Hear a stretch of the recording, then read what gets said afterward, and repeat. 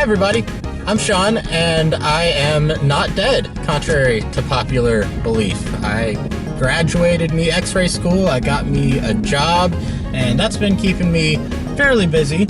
However, you don't want to hear about that. You want to know why I'm here and what I'm doing. Well, I am inside of my car at Circuit of the Americas in Austin, Texas, in my hometown. They are doing a food drive thing for charity where you come in, you donate, and then you get to take a lap around the track. We're just going to be going 20 miles an hour, but I figured we'd take this opportunity to make a little video. You're probably wondering who this pretty lady is right next to me. Well, I don't know when I'm going to upload this, but today is Mother's Day, and my mother, Trisha, is a big race fan in her own right. She is a fantasy NASCAR champion multiple times. Isn't that correct? You've won multiple championships. Yeah. So we are going to talk about race car stuff. Hopefully the audio quality isn't too bad. But we're in line right now, and we'll probably start recording again once we get on the track. So we'll see you then. Okay, well, we are just coming out of the paddock of the pits, pulling onto the pit lane. We're going to get waved forward, but I guess now we will begin the video proper. So I've gathered a few quick fun facts about my home track, Circuit of the Americas. It opened in 2012. It is 3.4 miles long and was designed by a trio of Tavo Helmond, the Texan motorcycle racer Kevin Schwantz, and Herman Tilke. So this is a Tilkedrome, which I know is kind of a dirty word in a lot of motorsports circles, but you know, and I'm biased, of course, but I like this track. I think it's fun. I think for being a Tilkedrome, it's pretty cool. So kind of as we go around the lap, we'll talk more about each individual section. But first thing I figured we'd talk about is, what are we sitting in? This is my 2014 base model Ford Mustang. Her name is Black Pearl, or Pearl for short. She's got 300 horsepower, and she's base model. There are many like her, but this one is mine. I'm very proud of her. Now, this is not the only cool car in our family. Mom, you've had some pretty cool cars in the past, including my favorite from your past. You had a teal Pontiac Firebird. 1967. 1967, yeah. So tell us a little about that. What you remember about that? I don't remember a whole lot other than it was a good-looking car. I thought it was love at first sight when I saw that car, because it was so good-looking. Not exceptionally fast, I suppose, but it was a Firebird, so that did give it a little oomph, a little muscle car.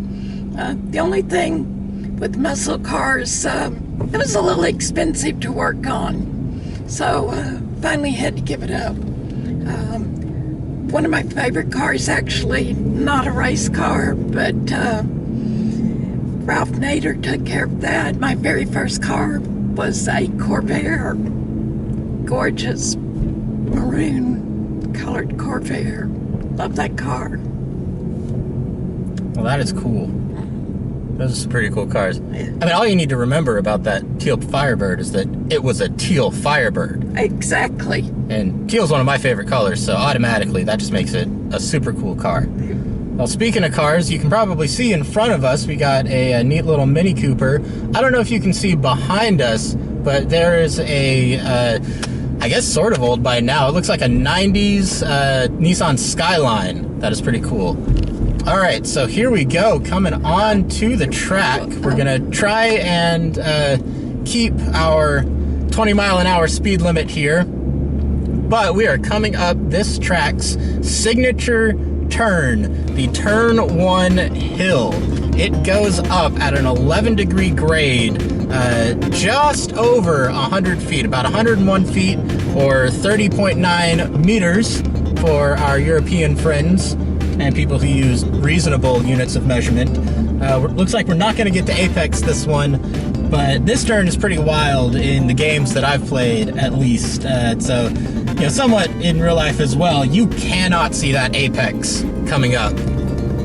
So you just gotta know when to brake. And are we gonna have to merge here? I'm breaking the speed limit a little bit, but I'm only doing that so we can safely merge. All right, down into turn 2. This is downhill, and we will move into traffic now and reform. All right, that was fun and nobody yelled at us, so that was good. But we're gonna go under the pedestrian bridge, which one of my memories of being here, Mom, you weren't here this time, it was just me, but I went to one of our Le Mans 6-hour events, and that was pretty sparsely attended, and so they didn't have any of the like blocking stuff on the bridge to prevent you from looking out, so you could just hang out on the bridge all race and watch. So that was pretty cool. So we are entering into the S's of the course right now. It is one of my favorite spots to watch a race from. That's where we usually like to hang out when we come here. We'll right up there. Yep, park somewhere on the berm up there. Just park our butts, watch the race. You can get a pretty good view across into the stadium section.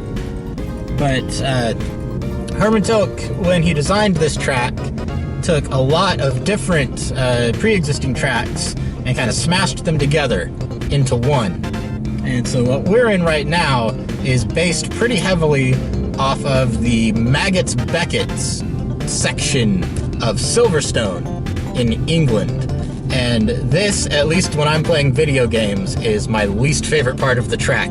It's super fun to watch, but my goodness, am I horrible at this section. It is so hard to figure out, just because there's barely any straightaways at all, and the turns, each one is a different radius, and they're just coming one after another, and I am just constantly overshooting, rarely hitting any apexes at all. This part is extremely difficult.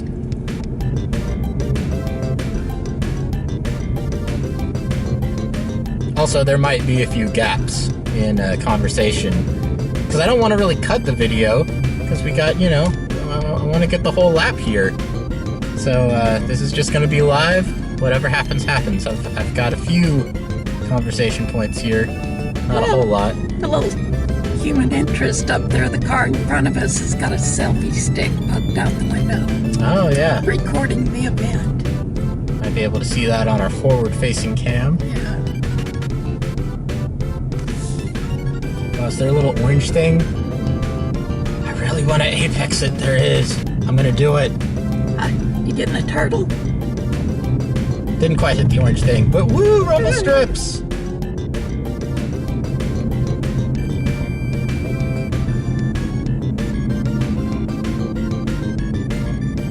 Also, we're too deep in the video now, but I really hope this camera angle is okay. I didn't check it before we started. We might even be having a crash of camera angle, because it's not exactly secured to my dashboard. We tried to tape it down. It's like a weird GoPro mount thing, but it's May in Texas, which means it's really hot, and the duct tape was not sticking. So we'll see. But we are still in the S's here because we're going nice and slow. Nice little parade lap. And I think later in the video we'll get to the story of you meeting a race car driver. But yes. I suppose while we're here, one of the things we can talk about is the time that I met NASCAR driver Kurt Busch here at Circuit of the Americas. He had, this was not the time I met him, but he did, way back when the track opened, or like a couple years after it opened or something, they had some sort of little exhibition thing where he brought his NASCAR stock car down here and ran it for a couple like exhibition laps. I think that was back when he was driving the 78 for Furniture Row. But that's not when I met him. When I met him was, funnily enough, at a MotoGP event. I don't know what he was doing at this MotoGP event, but they had him come. And the sponsor. Yeah, I guess it was with a sponsor or something. But he had, the night before was Darlington, and he had wrecked out of that race. And this was a little bit after he had been going through kind of his behavioral stuff. I think at the time he was driving the 51 car for Phoenix Motorsports. But you know, he had wrecked out the night before, so he's probably already pretty frustrated. And how he would have arrived from Darlington, South Carolina the night before to Austin, Texas the next day meant he probably, oh hey, we're gonna get overtaken here. Fun. That's okay, we've got the inside, so maybe we'll get to apex this far end of the track here. Anyway, he came back, so he probably didn't have a lot of sleep and already had a pretty bad night before. But he was at one of the souvenir trailers, and I came up and met him.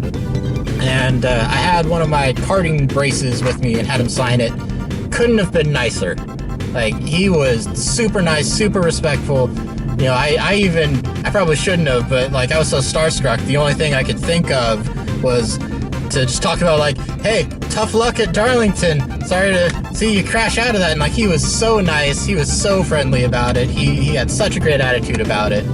And just good for Kurt. I know he's kind of had his issues in the past, but he's really turned it around. Stand-up guy, Kurt Busch. All right, so here we go. We're gonna apex the far end of the corner here. Bit of a late apex, and we are now coming on to the backstretch, which I don't know where it ranks amongst backstretches, but it's got to be one of the longer backstretches on the calendar for pretty much any series that comes here. It is just over a half a mile. It is 0.62 miles worth of backstretch. So at least the forward cam stuff is not going to be super interesting because it's just going to be straight. But still, even with this straightaway, it flows with the natural terrain. This straightaway, it curves a little bit to the right, but it also undulates. It's coming up, it's coming down. You know, people say tiltdromes are too sterile, but they really, I think when they built this track, they knew kind of the criticisms of what tiltdromes were, and they did some things to kind of counteract that. And one of those being that this is a natural terrain road course. We are going up and down. I mentioned earlier in the video, it's like 100 and something feet for the front stretch. The entire elevation change, I think it's like 130, 140, or something like that. So while we are on the backstretch here, I want to give my mom an opportunity to talk about one of the coolest driver interactions we've had. And we didn't really plan this other than we just wanted to talk about it. So I don't know where we want to start the story, but the floor is yours, Mom, if you want to talk about what's going on. Probably one of the most notable times or events, besides watching all the races here at the track. We were out here on a Friday watching qualifying, I think, in practice. Yeah, for IndyCar. For the IndyCar, the first time they had IndyCar out here. This was probably my highlight event and probably also my most embarrassing event.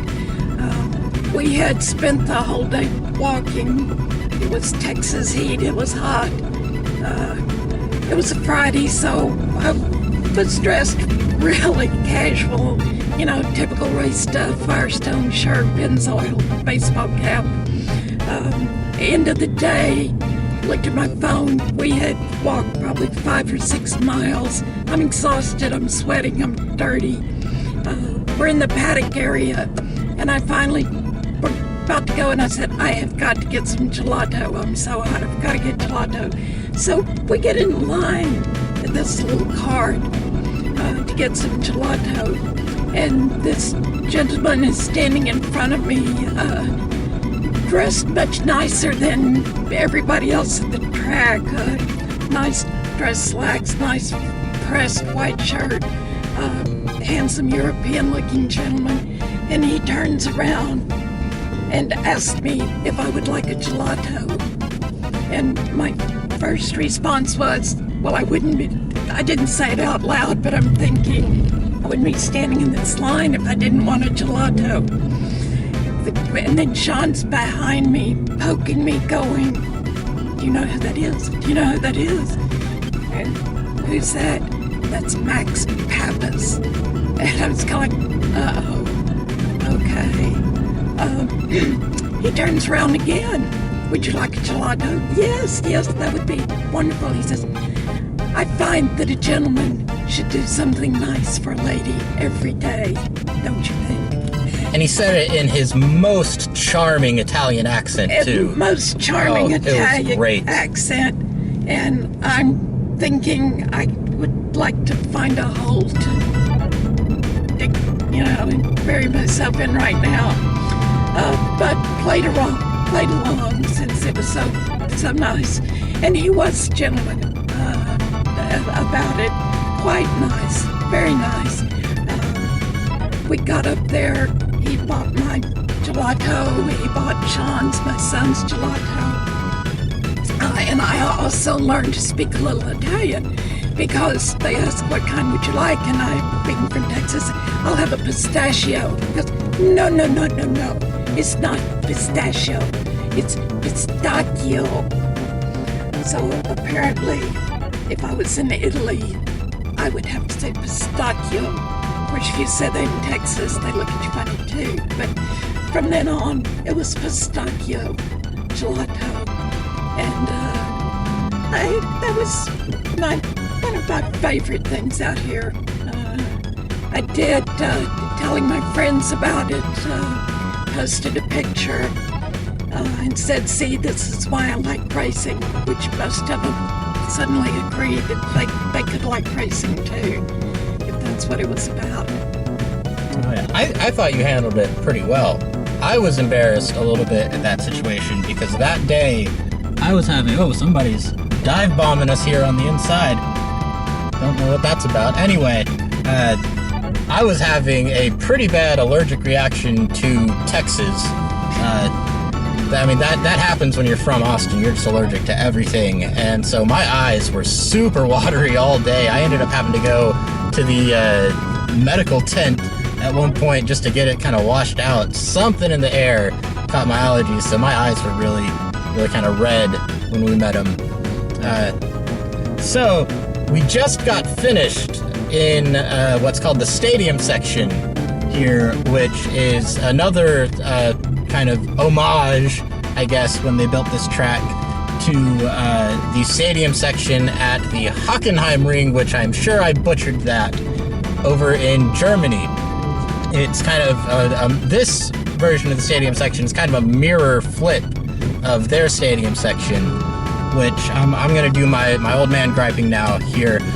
I kind of understand why they did what they did to the Hockenheimring, but man, I missed the old track where it was just a big, almost straight blast through the forest with only like 3 chicanes and just so fast. That's a super cool idea for a track.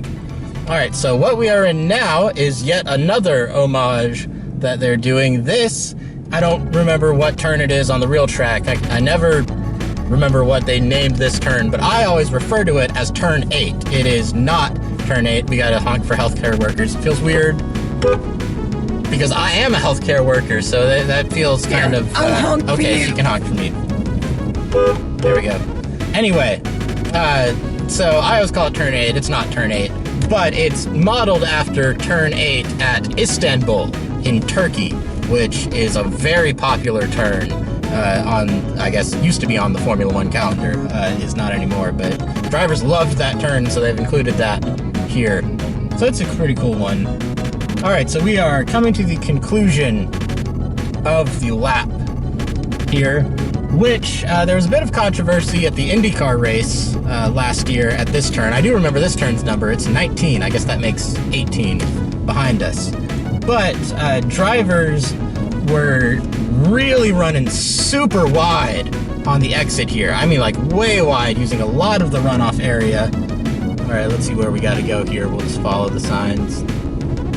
Anyway, and so there was some controversy. They let it go for that race, no penalties. But there are some people saying that, you know, drivers should obey track limits. You know, that if they wanted to prove that they had the most skill, that they've got to stay within the track limits. And I kind of disagree with that opinion. I see where you're coming from, certainly, but I agreed with the ruling that IndyCar had, which was just let them run. Oh, hi, they've got a little checkered flag. That's fun. Anyway, really, IndyCar just let it go. And me personally, I don't think there's a right or wrong answer, but I think that was the good call. I agreed with that call. Another tangent. Right there is where we met Max Pappas. That was the gelato right there. spot. Yeah, that was the gelato spot. So yeah, we'll finish the story while we're coming out of the track here. But I agreed with that call because my philosophy is, as long as you are not, you know, cutting the corner, as long as you're not taking a shortcut, then a race car driver should be allowed to use all of the track that is given to them. And if that means they figure out that running wide at a certain corner is faster, let them do it. And that's all I have to say about that. So yeah, I guess this video will now come to a grinding halt unless you have any other subjects you would like to talk about. Like I said, it's our home track, so I think we've been out here quite a lot, feel quite comfortable. Told about my experience here with Max Pappas. The one other story is, you might mention the fact that you won a contest out here. Oh, okay, yeah. And we got to experience the luxury suites, which quite nice, but we have both decided, we've discovered it here and also at Texas Motor Speedway. We've been in the suites that we're race fans, and we don't like to be locked down in one position. We like to be out closer to the track to watch the race. Right. So, I've got a hiccup coming. Okay, so yeah, this contest. It was a thing for one of the MotoGP weekends, and they called it the Show Us Your Lean contest, where you're supposed to take a picture of yourself imitating, you know, the knee dragging that motorcycle racers do. And so I'm sure if I can find it, and I'm sure I will find it, I'll pull the picture up and it'll be on this video. But my entry was of me wearing the helmet that, if you followed my NASCAR video game series that I haven't done in a very long time, it's that helmet that I'm wearing. And I am on a little tiny wooden rocking horse, and I've taped a cowboy hat to my helmet. So very Texas, and you know, I'm over there, I'm leaning, and I've tried to get as intense a picture as possible on this silly little tiny rocking horse, and that ended up winning. And so we got like pre-race passes or something, some sort of special VIP pass for the whole weekend, which allowed paddock access and like the grandstands on top of the paddock. Which, yeah, it was cool. Like, the experience and everything was really cool right up until the race, and then like we watched the. Oh, okay, I gotta follow some directions here. Below the stop sign as we follow directions. Anyway, we watched the GP2 event from the stands, but really we figured, like, if you're on the front stretch at a Formula One track, you might as well just sit on the side of the highway and watch traffic. You're not watching a lot of racing. You're watching fast things go fast, which is kind of cool, but it's not racing. So yeah, we had a great experience getting to see all the things we saw, but once the race started, we just went back to general admission seating areas, which I think at a road course is the way to go, certainly. So yeah, that's it. Thanks for watching.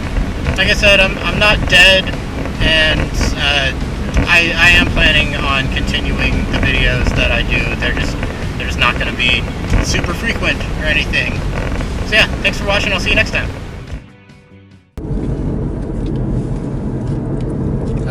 crap.